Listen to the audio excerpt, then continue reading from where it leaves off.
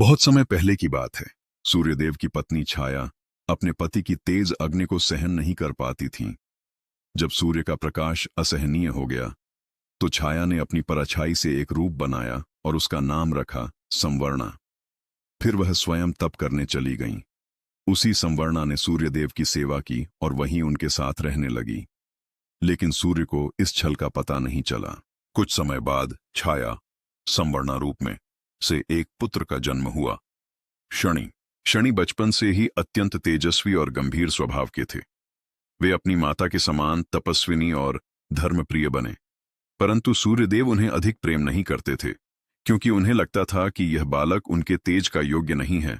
उनका रंग सांवला था और सूर्य को यह स्वीकार नहीं था।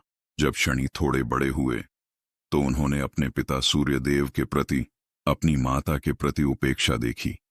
सूर्यदेव छाया संवर्णा से क्रोधित रहते और उन्हें ताने देते। शनि यह सब देखकर बहुत दुखी होते। एक दिन ऐसा आया जब छाया अपने पुत्र शनि की पूजा कर रही थीं। उसी समय सूर्यदेव वहां आए और बोले, तुम क्या कर रही हो? यह सब व्यर्थ है। तुम अपने इस पुत्र को इतना लाड करती हो, लेकिन यह मेरे तेज का योग्य नहीं। यह सुनकर छाया का हृदय टूट गया। उनके नेत्रों से आंसू बहने लगे। शनि यह सब देख रहे थे और उन्हें अत्यंत क्रोध आया। उन्होंने कहा, पिता, आपने मेरी माता को अपमानित किया है, उनके प्रेम और तप की अवहेलना की है। मैं यह अन्याय सहन नहीं कर सकता।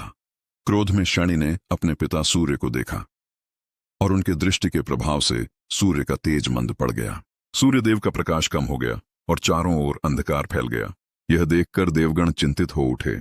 उन्होंने भगवान शिव से प्रार्थना की। भगवान शिव प्रकट हुए और बोले, शनि, तुम न्यायप्रिय हो, परंतु माता पिता को श्राप देना अधर्म है। तुम्हारी दृष्टि में अत्यधिक बल है, जिससे किसी का भाग्य भी बदल सकता है। अब से तुम्हारी दृष्टि का उपयोग केवल न्याय देने के लिए होगा, न कि क्रोध में। शनि को अपनी भूल का एहसास हुआ। उन्होंने भगवान शिव और अपने माता पिता से क्षमा मांगी। सूर्यदेव ने भी तब शनि को गले लगाया और कहा, पुत्र, तुम्हारा क्रोध उचित था, पर मार्ग गलत था। अब तुम कर्मों के अनुसार न्याय देने वाले देवता बनोगे। इसी के बाद शनि को न्याय के देवता की उपाधि मिली।